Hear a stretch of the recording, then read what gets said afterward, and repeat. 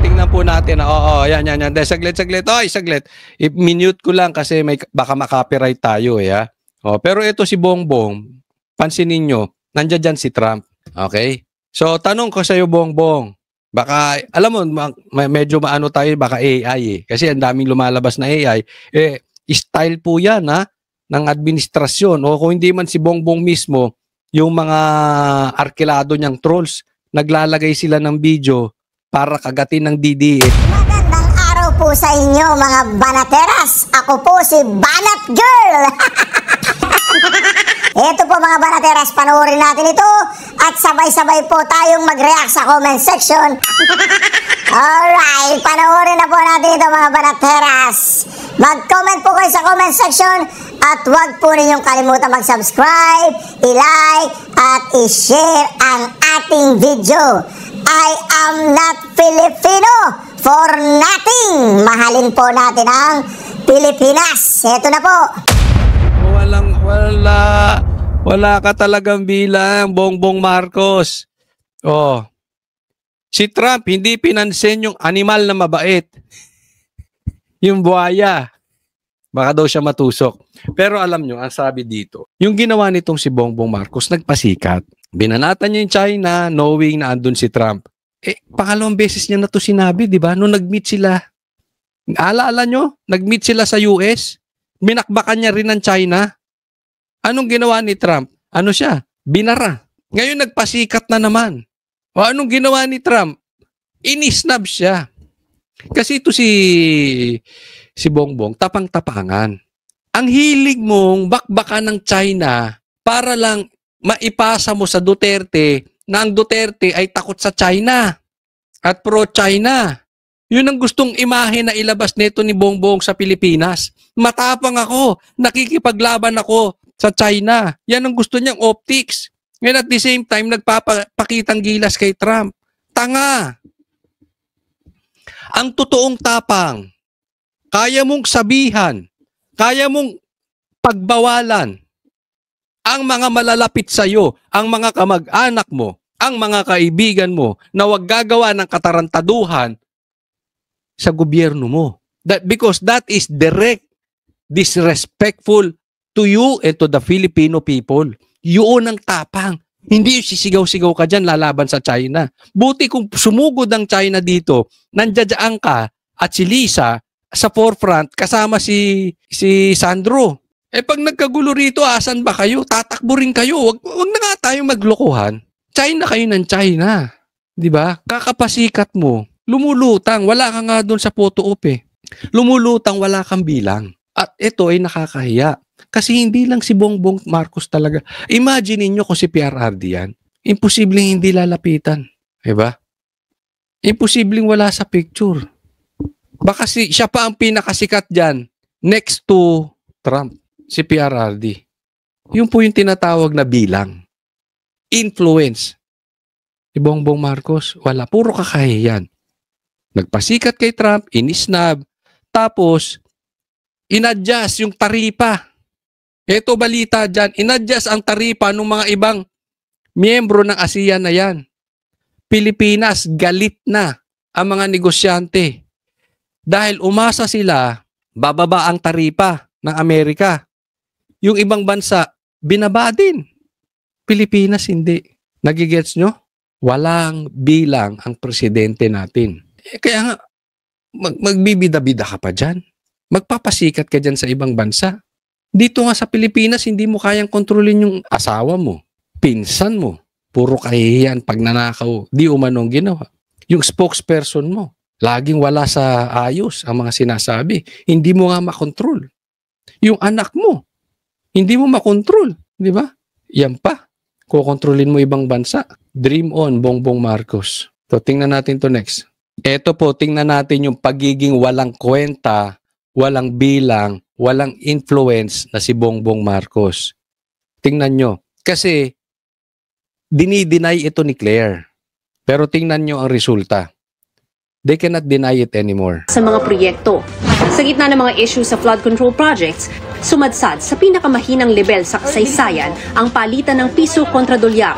Ngayong araw, nagsara ito sa 59. Grabe, taas no, 59.13. chinek ko yung aking Google. Last month lang, 1 month ago, nasa 58 lang yan. So, tumaas ito ng piso kada dolyar isang buwan lang. At ang sabi, posible ito tumaas pa ng 60. Ganyan po. Kaya nga yung sinasabi natin, itong si Claire is ineffective. Wala siyang ginagawa kung hindi usuplak lang. Siguro masakit na rin ulo nito si Claire eh. Sa bagay, kumikita naman siya. So, tanggapin niya lang. Tanggapin mo nang tanggapin yung sakit ng ulo. Basta tanggapin mo nang tanggapin yung kinikita mo. May sahod ka naman eh, di ba? Oh. Anyway, paano mo itatanggi na hindi bumabagsak ang ekonomiya ng Pilipinas? Pag tumataas ang dolyar, ibig sabihin humihina ang piso. Magmamahal ang mga bilihin. Diyan pa lang, kahit anong ikot, kahit anong explain ng mga kaalyado mong si Boying, si Claire, at kung sino-sino pang si Tito Soto, sino-sino yung mga tuta nyo dyan. Hindi nila mapapalusutan na bumagsak kahapon lang ang binalita natin, bagsak ang stock market. Mga negosyante nag-aalisan. Ngayon, tumaas ang dolyar. Diyan pa lang, hindi mo na maitatanggi. Kasi, ang lahat siyang mga indications na yan, ang punot dulo niyan, korupsyon. At tiwala ng mga negosyante at ng taong bayan sa gobyerno. So, pag mataas ang korupsyon, mababa ang tiwala. Paano maibabalik yun?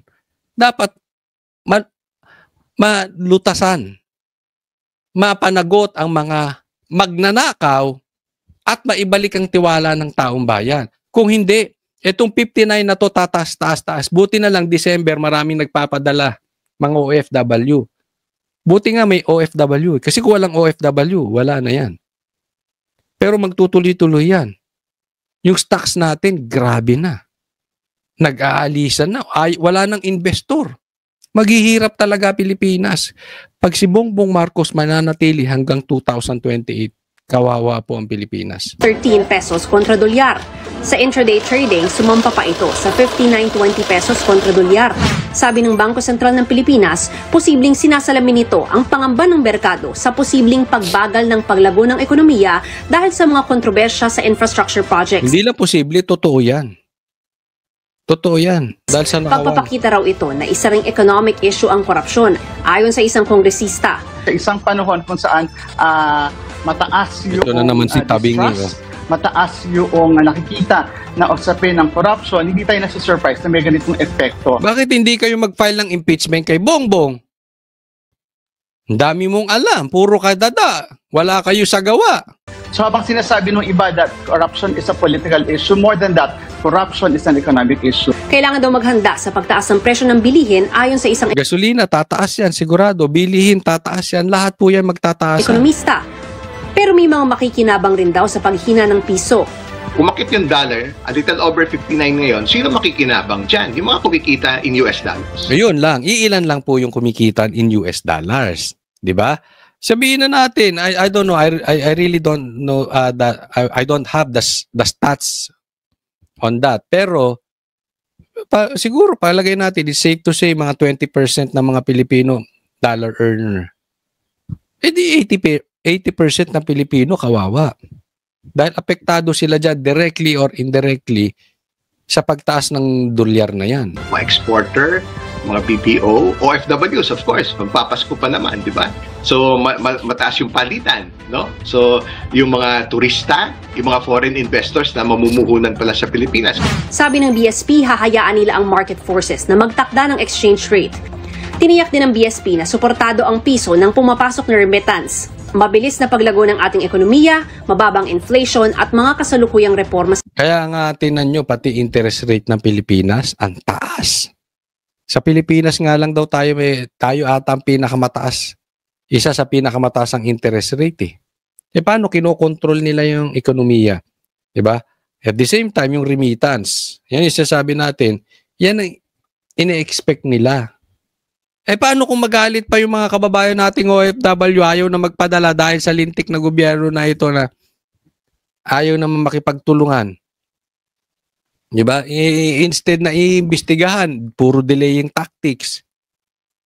Imbis na harapin ang kamalian ng gobyerno, itinuturo pa ang Duterte. Pambihira. Kailan ba tayo nagkakaproblema? Gayon. Sabi nga yung pagbagsak ng stocks, daig pa. Ha? Daig ang pagbagsak ng stocks ngayon. Kesa nung panahon ng pandemic na hindi gumagalaw talaga ang dahil tigil ang negosyo ng buong mundo. Mas matindi ngayon. Yan po ang Marcos effect. Marcos, hindi ka na ba talaga tatablan ng kahihiyan? Wala ka na ba talagang concern sa taong bayan? Basta makakapit ka lang dyan sa power. Sa bansa, pati na rin ang pagpasok ng foreign exchange mula sa BPO, turismo at mga OFW. Ayon sa isang ekonomista, para makabawi ang piso, mahalaga ang good governance. Yung mga kailangan parusahan, dapat iserve yung hustisya. X na yan. I really think, sana, mali ako. I really hope I'm wrong, but I think I'm right. Kasi sabi niya, kailangan maparusahan talaga yung mga magnanakaw. I don't think so. Sana mali ako. Ang mapaparusahan sa tingin ko yung mga bubuit, yung mga bulate. Pero yung mastermind na buhaya, hindi. Kaya nga dapat si Bongbong Marcos naglalabas na rin ng salin. Di ba? Nila live streaming ang investigasyon ng ICI. Wag na nilang kontrolin yung investigasyon na ginagawa ni Marcoleta. Maayos eh. Di ba? Bakit? Ang kailangan dito yung totoo. Para maibalik yung tiwala ng taong bayan. Again, at the same time, pagpapadrag test ni Bongbong, may issue yan. Hanggat walang tiwala sa pamamalakad ang mga Pilipino sa ginagawang pamamalakad ni Bongbong Marcos, hindi babalik ang tiwala. And until hindi bumabalik ang tiwala, bumubulusok pabagsak ang ekonomiya. Dahil alam nila, corruption will continue until nakaupo yung mastermind. So walang kwenta. Sa tingin ko, sir, hindi po mangyayari yan. As the saying goes, justice delayed is justice denied. Para sa GMA Ayan. Next po, ito po. Tingnan natin. Ito po, basahin natin yung post ni Attorney Guanzon. Saglit, lalakihan ko lang, di ko makita eh. Ito po, basahin natin sabi niya, ito yung post ni Attorney Guanzon. Sabi niya, untouchable talaga si Martin Luther King. Ang hearing niya sa ICI was postponed after na magkasakit siya. At humingi pa ng authority magpunta sa abroad. Ito matindi. Once makalabas siya, hindi na yan babalik. Ayusin niya mga kayamanan niya abroad para hindi na ma-forfeit ng gobyerno at susunod na administrasyon. Alam nila eh. Ako, I really believe sa sinasabi ni Guanzon na ito.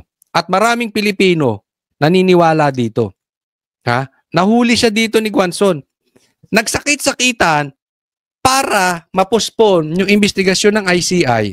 Dahil aalala nyo, nagpa-imbestiga na to sa ICI eh. Kaya lang ayaw ilabas ng ICI yung resulta. Hindi nila ni-live. Pero malamang-lamang yan. Merong nadiskubre ang ICI. Naniniwala ang taong bayan may nadiskubre. Kasi kung walang nadiskubre yan, ang ICI, patungkol kay Tambi, tuloy-tuloy yan magpapa-imbestiga. So may nadiskubre ang ICI, matutumbok na siya, delikado siya. So anong sasabihin niya? May sakit. Kailangan ko magpa-abroad, tapos dadalihin na yung pera doon. Dahil delikado, dahil ang susunod na administrasyon, itaga nyo sa bato. Kung hindi mapapatay si BP Sara will be the next president. Taga nyo yan sa bato. So delikado yung perang nanakaw. According to Attorney Guanzon, which I agree, lalabas na. Doon na yan. Hindi na uuwi yan. Style na yan. Anyway, kahit hindi yan umuwi, hayahay na buhay niya. May pabira. May trilyon ka. Di ba? Mm. He has nothing to worry about because his cousin is a weakling who doesn't have the guts to seriously investigate Martin Luther. Eh kasi baka naman kasabwat din niya. Attorney Guanzon, baka naman kasabwat din yung pinsan. Diba? Oh, eto pa. His wife, Piedra Romualdez, is again the representative of Tingog Party List after 3 consecutive terms or 9 years. Bawal po yan. This violates the 3-term rule. Bawal eh. Kaya lang ginawa nila ng magic. Yung nakalista doon sa party list, biglang nagsi-resign. So nasa kadulu-duluhan yung asawa niya. Eh di na-proclaim, di 3 beses ng congresswoman yan na bawal, sunod-sunod. Hinayaan naman ni Garcia. Sindikato, no? Di ba? Ganyan yung naging kwento yung kay Yeda. Ganyan po walang kahihiyan yung mga yan. Wala silang pakialam sa kahihiyan. Even Bongbong Marcos, walang pakialam yan sa kahihiyan. As long as they can control it, they don't care. Yung ilagay mo na lang na ombudsman, si Boying, ang laking kahihiyan nun. Yung ilagay mong Speaker of the House, yung pinsan mo, ang laking kahihiyan nun. Pero wala silang pakialam dyan. Hindi yan ang issue nila. Yung tinalo mo yung naglagay sa iyo na presidente na si Sara, tinalo mo. Ang laking kahihiyan nun. Ibig sabihin wala kang kwenta. Si Singson, nakaibigan mo, tinulungan ka para i-convince si Sara. Ang laking kahihiyan. Pero wala silang pakialam sa kahihiyan. Basta kaya nila, gagawin nila. Eto pa, yung anak niya. Their son is also a representative of Tingog Party List. Ito yung nanay, anak. Di ba? They don't care what decent people will say as long as they have power for their self-interest. No. But as someone said, absolute power corrupts absolutely. Pero hindi lahat ng panahon may kapangyarihan kayo. Tandaan nyo yan. There will be a time of reckoning. Aanhin nyo yung ganyang kayamang pamilya, na ganyang karaming pera. Kung masisira ang pamilya mo. Diba? Kung masisira yung kaanak. Siyempre, ano matututunan ng anak mo? Eh di magnakaw din. Ano matututunan ng anak mo? Manatili lang sa power. Wala eh, di ba? Naniniwala kami na may hustisya sa darating na panahon. Dito man sa Pilipinas, o hindi man dito dahil makapangyarihan kayo, laging may hustisya sa Panginoon. Tatandaan nyo yan. So mag-iingat po tayo sa galaw natin. Akala natin makapangyarihan tayo. Ganyan din ang akala ni Pero.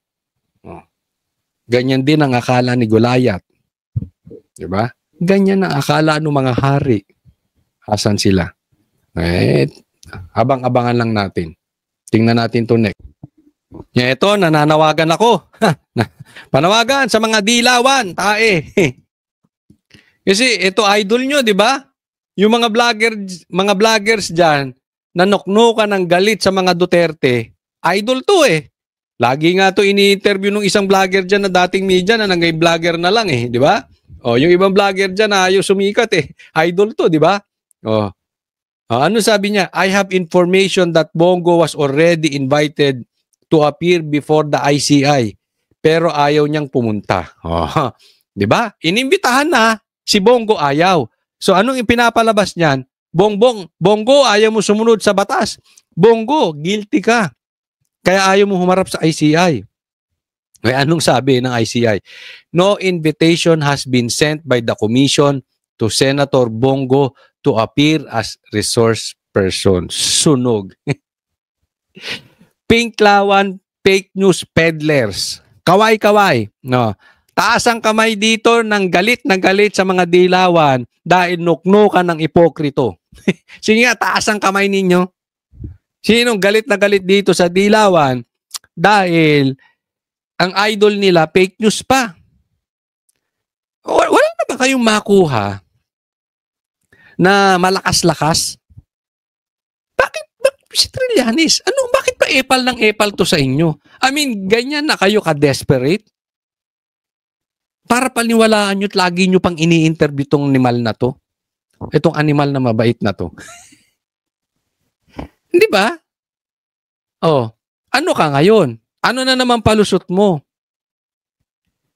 Si Trillanes, hindi lang po ngayon yan. Ang dami pong nilalabas na fake news ng tao na yan. May naniniwala pa ba rito? Bukod sa inyong mga ipokritong dilaw. Wala nang naniniwala dito. Lahat ng nilalabas nito, sablay. Tingnan mo, ang layo-layo ng putukan niya. Ang problema nandun sa mastermind nung Ghost Projects. Sino hinahabol niya? Duterte. Duterte, kaalyado ng Duterte, malapit sa Duterte. Trillanes, dumadaan na tayo sa hirap. Kung wala ka na maambag sa ikabubuti ng mga Pilipino, huwag ka na magpakatuta doon sa magnanakaw. Kasi sabi nga ni Bongo pasahod to, di umano. Ha? Pasahod to ng mga magnanakaw.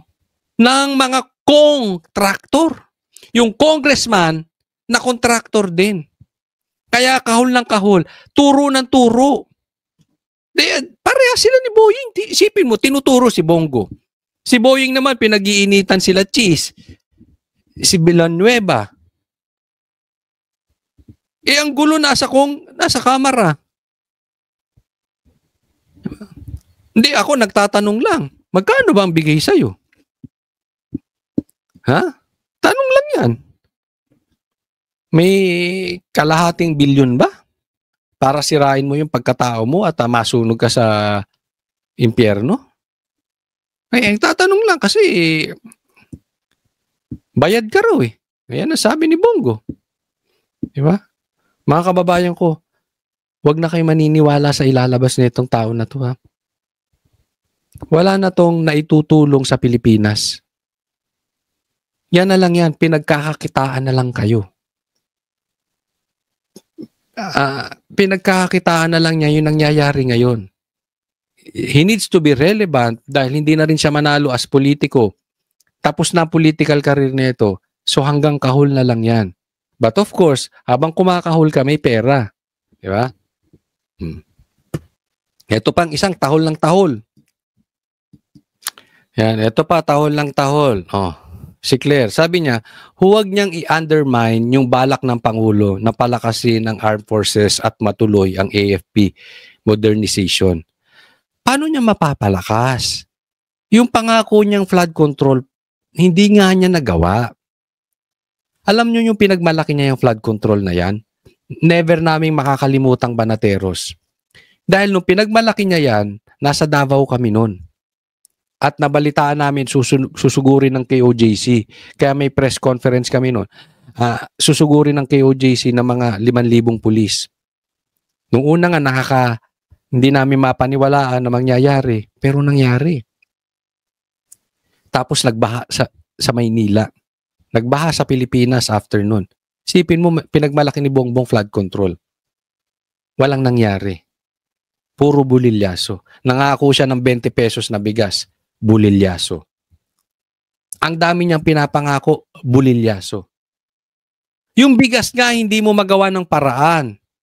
AFP modernization pa. Diba? Ang sabi ni Claire, dinugtungan niya, kailangan lumakas ang ating puwersa at hindi tayo magaya sa nakaraang administrasyon na inutil na ituturing pagdating sa China aggression. Yan ang problema kay Claire. Yung hindi magampanan ng amo niya, kailangan again. That is the style of a loser. Diversion. Itong gobyerno natin, they will not, walang sense of responsibilities. Kaya wala pong natatapos Dahil, pag may kahinaan, alam mo dapat, kung ikaw may kahinaan, ina-admit mo. Para ikaw natututo, babaguhin mo ngayon. Yan ang dapat karakter ng isang individual. Doon mo malalaman may mangyayari doon sa tao. Pero tong gobyerno natin, hindi talaga natututo. Bakit? Kasi ipinapasa. Hindi nila magampanan yung trabaho nila. Kailangan silang gumawa ng diversion para hindi kapuna-puna yung pagiging weak ni Bongbong Marcos. Kaya nga ang sabi ni Pulong, if you cannot defend your president's failure, don't rewrite the success of the previous one. Diba? Alam mo kaya ako nawala. Kasi, eto si Claire, walang kwentang vlogger. Dahil kung ikaw vlogger, dapat nanindigan ka. Oo, naging spokesperson ka. Trabaho mo yan. Naintindihan natin. I-defend mo na lang yung presidente. Maunawaan ka namin eh. Kung i-defend mo yung presidente, dahil trabaho mo yan. Halimbawa, parang abogado. Trabaho ng abogado, i-defend yung kanyang kliyente. Pero ipapasa mo pa sa ibang tao na yung ibang tao wala namang kasalanan. Ay, that is, for me, that is evil. That is evil. May pananagutan kayo. May hustisya dyan. Hindi lang dito sa Pilipinas ang hustisya. Tatandaan nyo, lahat tayo mamamatay. Mananagot kayo. Kasi kung pagbibintangan nyo yung mga inosente dahil hindi nyo ma-defend yung sarili nyo, that is so low. Wala na yung karakter mo niyan. Hindi na yan trabaho. Personalidad mo na yan. Iyan ang tingin ko dito kay Claire. Mababa yung kanyang personality. Kailangan niyang ako sa akin, Claire, be creative. Total abogado ka eh. Matalino ka. Nauunawaan ko mahirap talaga i-defend si Bongbong Marcos. Pero tinanggap mo yan eh. So accept the challenge. Be creative. Paano mo i-defend yung Pangulo nang hindi mo itinuturo yung ibang tao? Use your brain. Useless naman kung abogado ka, bobo ka. Useless naman kung abogado ka, hindi mo gagamitin yung utak mo. Useless naman kung abogado ka, hindi ka creative. Be creative. Paano mo i-defend? Do not disrespect a leader who actually delivered safety and stability to our citizen while you are busy crowdsourcing solutions for the economy. Tama. Alam mo, nilinis ni PRRD yung Alam mo, hindi dahil kaibigan natin si PRRD or hindi dahil sa DDS tayo. Nakita naman natin kung paano talaga nilinis ni PRRD. Ulitin ko to. PRRD is not perfect. Nobody is perfect. Lahat po ng politiko may baho yan. Lahat po tayo may baho tayo. Pero, ginawa ni PRRD, nilinis yung kalsada. At that time, para tayo makalakad ng safe. Huwag nyo alisin sa kanya yun. Kasi kung pilit nyo aalisin sa kanila yun, akala nyo naluloko yung taong bayan. Hindi. Mataas pa rin ang tingin ng Pilipino sa mga Duterte. Kasi kung alam mo, hindi mataas ang tingin ng tao sa mga Duterte, si Bongbong hindi kailangan makisama sa dilaw. Ang dilaw, hindi kailangan makisama sa kay Bongbong. Mortal na magkaaway yan eh. Diba? Ganyan po kalakas si PRRD. So malaman kung paano kalakas si PRRD. PRRD nagpapakain ng tae. Anong ginagawa niya ngayon? Yung dilaw, kinakain yung tae ni Bongbong. Sinukan nila yan. Tinain na nila yan si Bongbong. Diba? Ganun kalakas si PRRD. You cannot deny that. Sabi ko nga, isipin mo, ang tagal magkaaway ng Marcos at Aquino, Marcos at Dilaw, Pula at Dilaw. Tagal magkaaway niyan. But because of Duterte, because of PRRD, specifically, na nag-overflow na rin at ayan na rin si BP Sara. Isipin mo, pinagbati niya yung dalawa. Sino magkakaakala na magkakaayos yan dalawa. Pinagbati, tapos pinakain ng tae. Ganyan kalupit si BRRD. Sabi niya, "Oy! Dilaw! Kain! Kain!" So, sabi ng Dilaw, "Sarap ng tae ni Bongbong, ha?"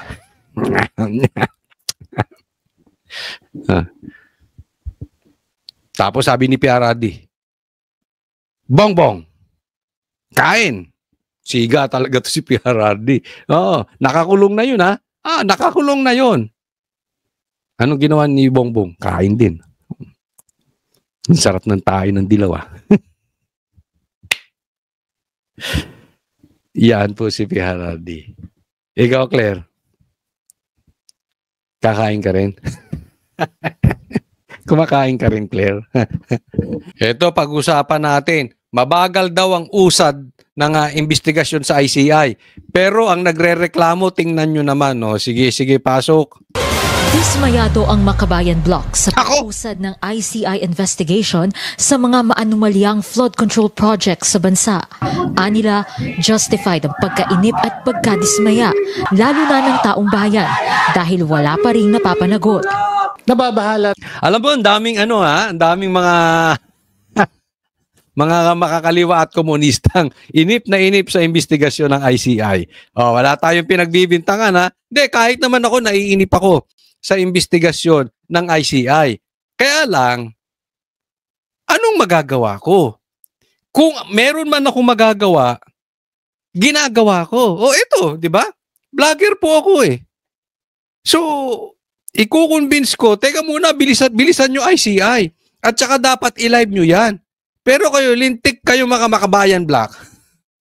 Mga wala kayong kwenta, mga ipokrito talaga itong mga animal na ito. Alam mo kung bakit? Naiinip kayo sa investigasyon ng ICI. Ba't wala kayong ginagawa? Hindi nyo maituro si Tambi. Nandiyan dyan, kasamahan ninyo, oh. Ba't hindi kayo umimik nun? Huwag nyong sabihin, hindi nyo alam. Mga plastic to mga to. Tayo dahil yung spokesperson mismo ng ICI, si Brian Hosaka, nagsabi siya recently na so far sa trabaho ng ICI over the past few months ay wala pa raw silang natutukoy na malaking isda, particularly legislator, no, na maaring diinan. Dagdag ni Representative Antonio Tino, medyo nakakabahala na hanggang ngayon ay puro mga contractor at district engineer pa rin ang nadidiin, kahit na napakarami ng lumabas na testimonya na nag-uugnay sa mga politiko. Ayan, ito, pakinggan nyo to, ha? Okay, bakit daw wala pa raw mga legislator o sa madaling salita yung mga mambabata, senador o congressman na mapapanagot? Tingnan nyo ito, sasabihin, ito ang didiinan natin. Sa mga Blue Ribbon Committee hearings at saka kahit dito sa Infracom Committee hearings ay natukoy na, di ba? Halimbawa, si Yusek Bernardo, natukoy na niya na up to the highest level, nabanggit pa niya involvement mismo ng Malacanang, no, Office of the Executive Secretary. Yan ang sinasabi natin. Di ba? Sinabi nyo sa Blue Ribbon, pati sa ICI, tinukoy na. Tinukoy na kung sino involved ang Malacanang. Anong ginagawa nyo? Kayo yung nakaupo dyan. Ba't hindi kayo magsampa ng impeachment? Di ba? Are you the same people na nagrally-rally, galit sa mga korupsyon? Di ba? Mga nakaputi yun? Mga dilawan yun eh. Kung hindi man kayo yun, tropa nyo yun. Kayo yun. Diba? Tapos ayaw nyong pangalanan, ayaw nyong pababain si Bongbong. Kayo ganyan din, ngawa kayo ng ngawa, parang nagpapasikat lang kayo sa mga Pilipino. Ngawa kayo ng ngawa. Meron kayong magagawa. Ba't hindi kayo mag-file ng impeachment? Dumaan sa inyo yan eh. Alam nyo kung sino talaga magnanakaw dyan. Bakit tinayaan nyo ngayon kayo nagsasalita? Alam mo yung ginagawa nyo? Politiko. Hindi kayo concerned sa taong bayan, umiipal lang kayo. Kunwari, Gusto nyong mahabol. Pero hindi lang yan, ha? O, eto. Mamaya, babanggitin natin. Anong habol nito, mga lintik na ito? Ang dali namang sabihin, magre-reklamo ka lang eh. Ba't hindi nyo ginagawa? Hindi kayo nagpapa-impeach. O nagpapasikat kayo, pero may isa pa. Mamaya, sabihin ko. No, sa mga bilang mga proponents o bilang involved sa mga insertions, whether in the regular budget or in the unprogrammed. Insertion, hindi nyo alam, nandiyan kayo, nakaupo kayo. Bakit si BP Sara nagawa nyo ng paraan para ma-impeach? Nagpapirma kayo. Ba't ngayon di kayo gumagalaw? Puro kayo dada. Ano? Ako, may tanong ha. Ako, ito tingin ko eh. May tanong lang ako. Nagpapataas kayo ng presyo? Hindi. Kasi parang yung bunganga nyo at saka yung ginagawa magkaiba. Wala ka. Tingnan nyo kung paano kayo gumalaw kay Sara. Na ang usapin ay 150 million. Ngayon umangawa kayo, involved ang palasyo. Ngawa kayo ng hawa, wala kayong ginagawa. Masisisi ba natin ang taong bayan kung ang sa tingin nila nagpapataas lang kayo ng presyo? Kayo ang nandiyan eh. Hindi mo pwedeng sisihin yung iba. Halimbawa, sasabihin, bakit? Meron din naman mga kaalyado, mga Duterte. Dapat manggaling din sa inyo. Kasi kung sila magsisimula, alam nyo naman, yung panalo nga di ba? Na Duterte party list, panalo na. 3 upuan. Pinakamalaking boto sa party list, hindi pinaupo. Kayo magkakakuntsaba dyan, ba't di kayo nagalaw? Budget. Ilang ulit na ring sinabi ng palasyo na hindi dapat madaliin ang investigasyon sa flood control scandal. Pero sagot ng Makabayan Bloc, insensitive sa public sentiments yung comments na wag magmadali o wag mainip. Ayan, dahil ang at stake dito, yung pang-araw-araw sana na... Alam niyo, di ba sinabi ko na, anong sabi ng Malacanang, wag madaliin. Sundin ang due process. Lintik na due process yan. Hindi nyo sinunod yung due process kay Pastor Kibuloy. Hindi nyo sinunod yung due process kay PRRD. Ang dami nating kababayan na dapat ay may due process. Pati nga kay BP Sara Hindi nyo sinunod yung due process. Diba? Yung mga nanalo, hindi pinaupo. Yung mga talo, pinaupo. Nasunod ba due process? Yung pagiging ombudsman ni Boying, nasunod ba due process? Puro kayo due process. Pero ito, binanggit ko na po ito dati. Isa sa taktika nila, bukod i-divert kung kani-kanino para wag mapunta sa mastermind, ang main tactic nila delay. I-delay. Kasi ang Pilipino, mabilis makalimot. Ma-delay lang nila yan hanggang December. Ang Pilipino, masa-sidetrack na. Bakit? Pag December, busy na yan sa Pasko. Family gathering ng pinag-iisipan yan o kaya shopping sa mall. So, makaka-relax sila ng December. Malay mo, next year, iba na isip ng Pilipino. Yung presidente nga pinatalsik Yung tatay, diktador, gayo ibinoto. Yung mga dilawa nga, galit na galit sa mga Marcos ngayon, kinakain yung tae ni Marcos. Di ba? I-delay mo lang na magkakaroon ka ng kakuntsaba. Magkakaroon ka ng kasabwat. And at the same time, mamaya i-discuss natin. Naku, yung pera. Maitatakbo na yung pera. Yan ang nakakatakot dyan. Yung palabas-labas ng bansa. Nagpapaalam, lalabas ng bansa. Delikado yan. Tatakayin na yung pera ng Pilipinas. Suporta para sa edukasyon, sa kalusugan, sa pabahay, at yung araw-araw din na pinapasan na mabigat na tax ng mamamayang Pilipino. Paliwanag ng Malacanang, nagpapakita naman daw sa ICI ang mga personalidad na pinapatawag nito kahit na tigilan mo, wala kaming tiwala sa ICI until i-live broadcast yan. Live streaming yan dapat. Nakikita ng taong bayan anong klaseng investigasyon. Hindi pwedeng magic lang yan. O next po, tingnan natin to. Eto. Nagkahamunan kasi. Diba? Actually, wala akong masyadong tiwala dyan sa SALN na yan kasi madaling palusutan yan eh. But anyway, total naghahamon kayo. Sinasabi ninyo, wag nyo nang antayin. Ha? Ilabas na ang SALN. O eto, naglabas na sila ng SALN. No, tingnan po natin. Tila si dating Senate President Cheese Escudero ang pinakamahirap na sitting senator. Siya kasi ang may pinakamababang dineklarang net worth sa SALN na nasa 18.8 million sa taong 2024. Grabe, 18 million lang, no? O si Cheese, ayan, happy na kayo. Mas mababa ito ng bahagya sa dineklarang net worth ni Senator Risa Ontiveros na 18.99. Naku, 18 din si Risa. Wala akong tiwala dito sa babae na ito. Ito na yung tanim witness di umano eh. Ano pa itatanim nito, di pati SALN. Million. Kung ikukumpara sa 2018 SALN, mula 10.58 million, umakyat ng 8 milyon ang net worth ni Escudero.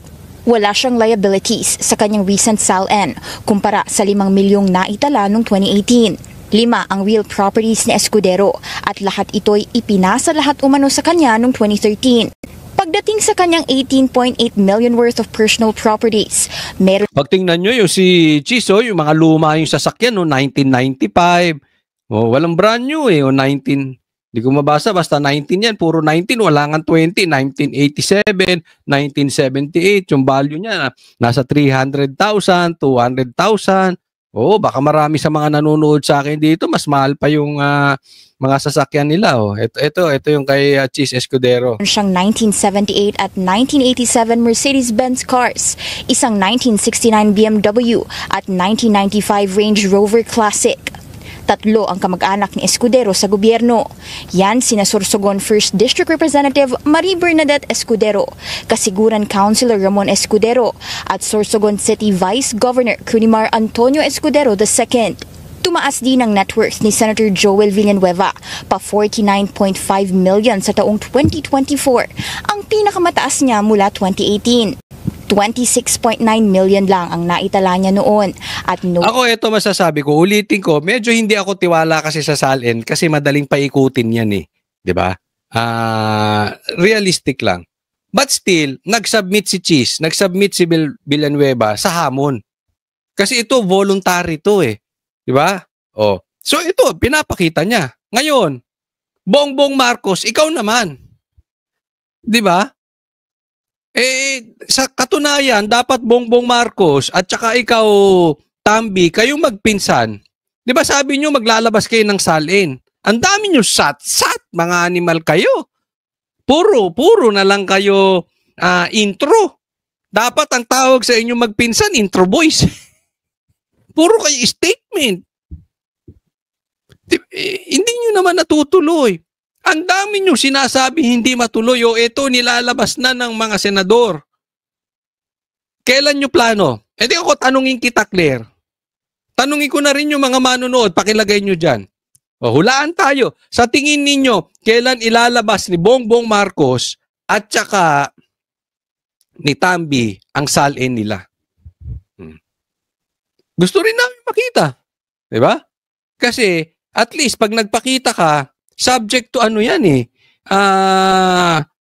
Research. I-research yan. Totoo ba to? May nagtatali ba? Magkakaalaman ngayon. Bongbong, huwag ka matakot. Kung wala kang kinakatakutan at wala kang ninakaw, labas mo rin ang SALN mo, Bongbong. Disable ang pag-akyat ng kanyang net worth mula 2019 at 2020. Sa recent SALN ni Villanueva, lagpas 15 ang real properties nito na majority ay purchased. Halos 46.3 million yan in total. Meron naman siyang lagpas 26 million na personal properties. Kasi di ba si Cheese, tinan nyo, bilis kilos hinamon lang eh. Nagpakita na. Sabi nila, forthwith. Di binanggit niya kung sino yung magnanakaw. Forthwith, sabi. Ayan ang magnanakaw, mastermind. Si Tambi. Kasama ang higit 6.6 million sa investments at 10.2 million in cash. Meron naman siyang 23 million peso worth of liabilities, ang pinakamababang naitala niya mula 2018 na nooy nasa 27.5 million. kapwa dawit sina Villanueva at Escudero sa flood control corruption scandal. Bilyonaryo couple naman sina Senador Raffy at Representative Jocelyn Tulfo. So far, si Senator Raffy ang may pinakamataas na declared net worth sa lahat ng mga senador. Grabe, no? 1 billion net worth, Raffy Tulfo. Dami mong chicks din. O hindi. Si Raffy Tulfo, walang bahid ng panchichicks yan. Walang bahid yan. 1 billion lang. Sige, Na tuloy. naglabas ng kanilang SALN. As of December 2024, hindi bababa sa 15 sasakyan ang pagmamay-ari ni Tulfo. Nandyan ang 2 Cadillac Escalade na parehong bulletproof na nasa 14 million pesos. Pero hindi, sa akin naman, si Tulfo, medyo ang lakas eh. Alam mo, alam to ng mga vloggers eh. Ang lakas ng YouTube nito. Malakas po yan. Each. Mercedes-Benz Hindi ko lang alam kung abot ng 1 billion. No, pero kayo na pong bahala. AMG, Lexus, Toyota Sequoia at ilang Toyota Hilux, Fortuner at Innova units. Panis yung mga sasakyan ni Chis ah. Nasa 6 ang agricultural lots ng Tulfo couple at may residential lots silang nasa 164 million. Wala silang liabilities. Dinisclose din nila ang business interests sa RW Productions Incorporated, Raffy Tulfo in Action Foundation at Idol Network Philippines kung saan sila ay stockholders at directors. Ang kapatid niyang si Senator Erwin Tulfo nasa 497 million. Grabe rin. Kapatid niya, 497 million. Pambira. Bigla tuloy ang hirap ng tingin ko sa sarili ko. Makakita kaya ako ng ganito karaming pera? Anyway, okay lang naman kasi hindi, sa totoo lang, hindi naman natin kailangan ng ganyan na karaming pera. Ano lang, ilang milyon lang. Siguro mga 100, 200 million buhay na. Hanggang kaapu-apuhan mo, no? Anyway, kanya-kanya naman po. Hindi ko sinasabing masama. Ang importante dito, hindi yung laki. Kung hindi galing sa nakaw or hindi galing sa peking pangalan, why? Basta Filipino citizen ka. O, di ba? Ayos na yan. Ang total net worth as of June 2025. Kumpara kay Senator Raffy, may liabilities si Senator Erwin na nasa halos 160 million. Kabilang dito ang personal loans at insurance. Lagpas 10 ang residential properties ni Senator Erwin at in total, nasa higit 210 million pesos ang mga ito. Ano kayo, ang baaning kaya nila yung mga ganong karaming residential? Hindi ko alam kung binibusiness nila yon o paupahan or investment lang, no? Pero kung titirahan, 10 bahay, hindi ko talaga maintindihan ng mayayaman. Huwag mo na intindihin, Coach Oli, wala ka niyan. Huwag ka nang mainggit. Hindi. Hindi naman pinangalanan ni Senator Erwin ang kanyang 11 vehicles, pero nasa 75.1 million ang total price nila. Meron din siyang 4 na firearms na nasa 280,000 pesos in total. Para sa agenda, Hannah. Yan. So, ito pa, usaping SALN kasi sabi ko nga, dyan na tayo papunta eh. Yan ang ginagamit ng iba para harasin yung mga senador. Di ba? Kayong mga congressman, kailan kayo maglalabas? Di ba? Ikaw din, Bongbong Marcos. Ito pa, isa pa hinahamon din. Ito naman si former ombudsman. Hinahamon din maglabas ng SALN, pero ito naman ang kanyang explanation. Kasi, sir, ito, idagdag ko lang, kay Senator Kiko Pangilinan. Ito si Kiko, umiepal. Anong sabi ni Kiko tandaan nyo, Kiko Pangilinan? On the screen. Ang sabi niya po, unahin na niya to Ombudsman Remulla. Unahin niya ilabas yung SALN ni dating Ombudsman Martires mula nang umupo ito bilang Supreme Court Justice hanggang sa pagbaba nito sa pwesto bilang Ombudsman nitong 2025. Baka sakaling magkaalaman na bakit tutol ito sa paglabas ng SALN. Hindi ako tutol sa paglabas ng SALN. Kasi hindi lang bago natin ituloy yung video nito ni ng former ombudsman. Kiko, ba't ang layo mo sa putukan? Di ba? Isa pa to si Kiko eh. Isang kasangkapan na tuta na ginagamit nung magpinsan. Parehas o isa doon sa magpinsan ginagamit. Bakit? Ang layo eh. Bakit kailangan mo yung salin ni Martires? Hindi ko maintindihan. Ang usapin dito yung may ghost projects. Ba't hindi mo tumbukin yung mastermind? Kayong mga dilawan talaga. Wala talaga kayong paninindigan sa buhay. Ang lalayo nila. Tinuturo na yung magpinsan. Papunta na ang investigasyon sa mastermind. Ang gusto naman niya salin. Hahalungkatin pa yung ari-arian, yung salin ni Martires, simula nung justice pa siya. Pambihir. Ang tindi, no? Ano kayang nautak nito sa bagay, yung kampanya talagang walang kwenta yung mga pinagagawa nito. Humihigop ng sabaw, kung ano-ano, titikim kunwari. Di ba? Hindi kaya may sapak ito si Kiko. Napakalayo ng issue niya. Mga ko may tutol eh. Nakalimutan ni Senator Pangilinan na siya sa Senado. At sila mismo sa Senado ay may sariling guidance na hindi mo pwede labas ang salin ng isang senador kung walang consent. Ang ibig sabihin dito niya, kailangan ng consent. Kailangan pumayag yung isang tao para maglabas ng salin. Si Kiko ba naglabas na ng salin? Alam ko naglabas siya pero masyadong maliit. Di ba? Pinaglalabas siya ng salin ito. So, itong masasabi niya. Senador. Diba? Kailangan may consent bawat isa eh. This is the requirement actually of the Data Privacy Act. That's why I was surprised when he said that. Kasi karapatan niya hindi maglabas. At karapatan niya rin kung maglalabas siya. Desisyon niya yon. Senator should know the laws. Ano bang ginawa kong anomalya? Had he said only na dapat ilabas yung salin ko, period, okay sa akin. The problem is he went further para magkaalaman. O yun. Matatalas. Alam yung style din nito mga dilawan, mag-iingat tayo dyan. May padali. Ang tawag namin dyan may padali. Oo. Ilabas mo salin mo na magkaalaman. Diba? So ano may issue? Meron kang alam kay Martires. Hindi sabihin niya, kung mayroon akong anomalya, di kaksawan niya ako. Why did he also just file a salin of 23 million? Yun, di ba? 23 million lang. Duda siya. No? But anyway, it's not for me to judge kung totoo yung 23 million niya. Pero ito ang issue. Etong issue. Bakit hindi niya idemanda kung may alam siya? Ganun naman kasimple. Huwag nyo kayo mga nagtatry, i-divert, ilayo sa mastermind o i-delay itong investigasyon, ibahin ng kwento. Focus po tayo. Okay? Pero itong sasabihin niya, tingnan yung mabuti. Is that believable? Why didn't he let his wife, Sharon Cuneta, join or state his assets and liabilities in his salin? So that's questionable to you? Yes, because the requirement of 6713 is joint. Yun. So, ibig sabihin, hamon sa'yo, ilabas mo rin yung salin ni Sharon Cuneta kasi ang issue dito niya, bakit 23 million lang? Sabi ko nga, hindi ako mag-uusga kung sapat yan o hindi.